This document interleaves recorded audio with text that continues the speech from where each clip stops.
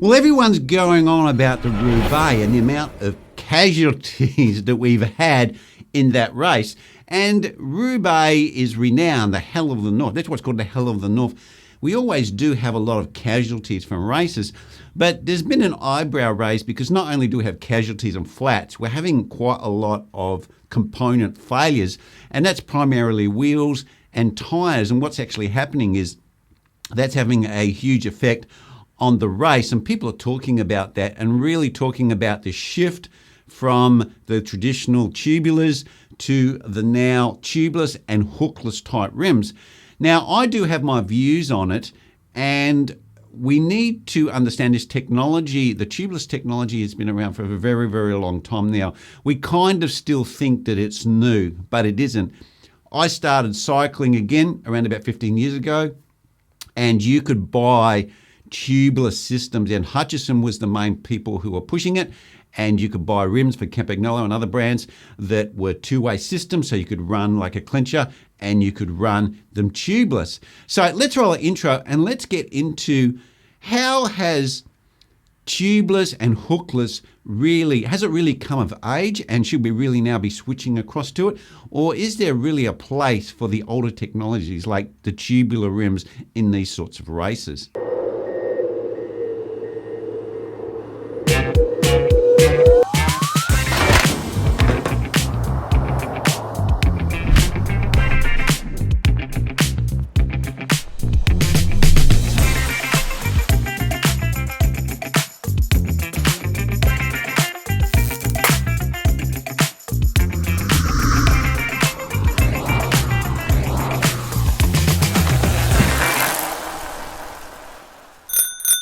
Well, if I remember back from memory, I haven't actually done any figures, so you can challenge me with that in the comments if you like, but I don't remember there being so much equipment failure when we were in the tubular days, and they were running 25 mil was like massive. That was a massive tyre in those days.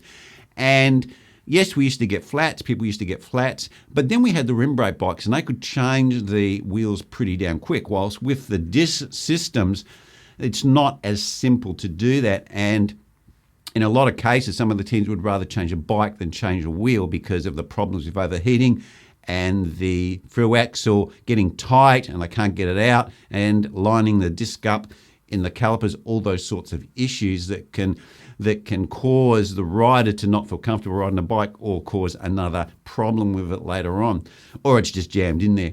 So that is where we are. They don't really want to change the tyres. Now, we've got this new technology now. We've got tubeless and we've got hookless, and a lot of the companies now are pushing hookless, where we don't have to have a tube in there and we have a sealant, and these systems can be run at lower pressures with bigger tyres, so they should be ideal for something like the Roubaix, where we've got a lot more rougher surfaces because we've got a bigger volume of tyre.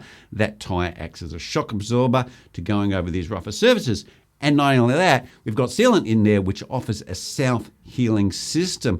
And they even now, in recent years, probably in the last 2 or 3 years, they're bringing that mountain bike technology where they have an insert into the road bike. It's not identical technology, it's a little bit different, but it does give them an insert which will expand when the tyre loses pressure and give them some inflation, should I say. It's not inflation, but it's a replication of a low inflation, so they can still ride like they used to when they used to have the tubulars. So that's another added tool that they've got in their toolbox that they can put into the tyres, and these teams can use that to keep the riders going. So we've got all these new technologies. Now, from memory this is, so you can challenge me, as I said in the comments, from memory, I don't remember there being equipment failure associated with Roubaix so much. Yes, we used to have flats, and flats were really common in the tubulars, and you used to get lots of flats and so forth, and people used to basically crash and come off because of the nature of that race. But my question here is, which I really want to put to you guys, and which kind of rings in my mind, has this new technology really give the teams an advantage? And that kind of filters down to even us guys.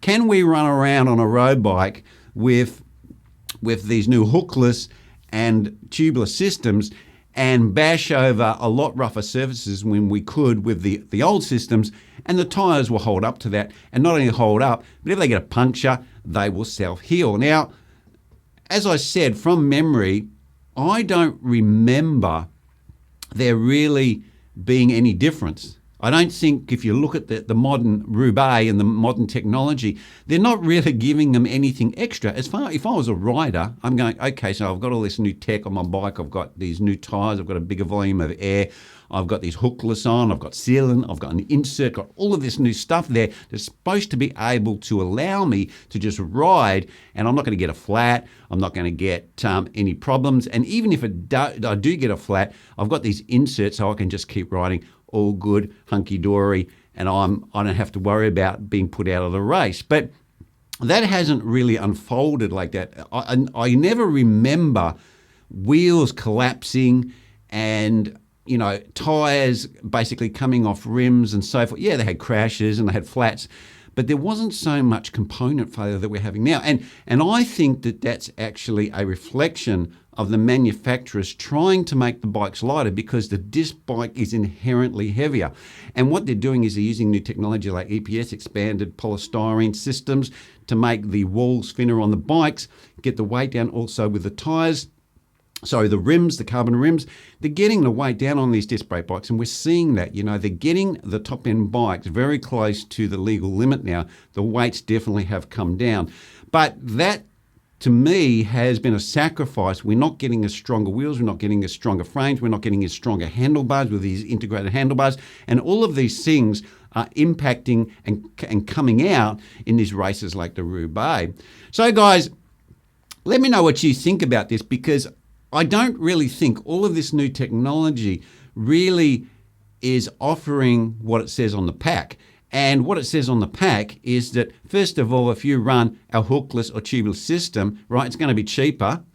Two, it's going to give you this puncture protection system. So when you ride along, you get a flat, the sealant will fix it. So don't worry about spares and all this sort of stuff. You may want to carry a tube if it gets a cut, but generally you should get less punctures. And also, if you do get a puncture, we've got these inserts now you can put into your tyre. So if the tyre goes flat and you get a puncture and the sealant doesn't work, well, you've got an insert tube, just keep riding. You never have to work on your bike on the side of the road from a flat ever again. But that's not what's actually unfolding. And the problem is as well is that even though the carbon rims for the hookless are cheaper, the fitting of this equipment is very, very difficult. I don't know if you've seen bike mechanics in shops. These are professional people putting in inserts. They are very, very difficult, and they take them a lot longer. And generally they charge more because of the hassle it is to put them in. And even Victoria, who's got this tyre liner system, actually says they are harder to put on and has a special kit to come with the pack that you buy that basically helps you get that tyre on. And then even when this is happening, we're finding that the tyres are still burping, they're giving problems, they're not sealing the flats. And the other problem that seems to be arising, especially with the hookless, is because I don't know if you guys have ridden any or seen any of the new tyres, new hookless and tubeless tyres, but the tyres are getting the rim is getting a lot wider. So instead of the tyre being like this and sort of coming around like this, it's basically coming like this onto the rim. So the transition between the tyre and the rim is very uniform, and that's great for aerodynamics, but it's really bad for protection, because when you have the tyre, the tyre goes and you know, it's soft because it's a lot of pressure, collapses like this, it's not giving any protection to the side of the rim. And I've even noticed that with my tubular. I've got some tubulars that are a little bit wider, not as wide as these hookless, and I've noticed that I get scratches and marks on my brake tracks. I get scratched because stones roll from the tyre onto the rim. They're not as skinny as the old tubular rims that I've had, which were narrower, so the tyre would give more protection.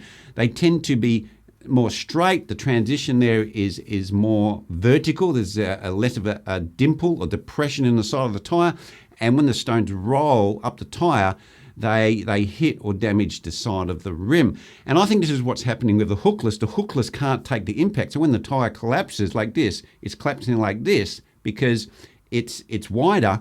that it's not giving any protection to the side of the hookless rims, and they're getting damaged, fail. And once, of course, the rim's cracked or failed, it loses pressure. It won't hold pressure. There's nothing you can do to fix it.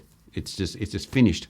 So that's my analysis on it. Now, of course, that's just my opinion, guys, and I haven't gone and got any data from all of the Roubaix from all of the years gone by.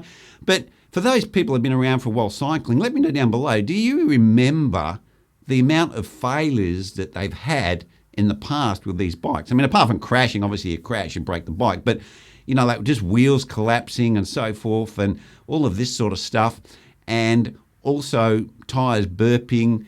I don't know that this whole new system, this hookless and tubeless system that they're making more and more complicated constantly. Like now we have to add liners, which is the cost of the liner, the cost of the sealant, the cost of the tape, and then you've got the special tyres you need to fit.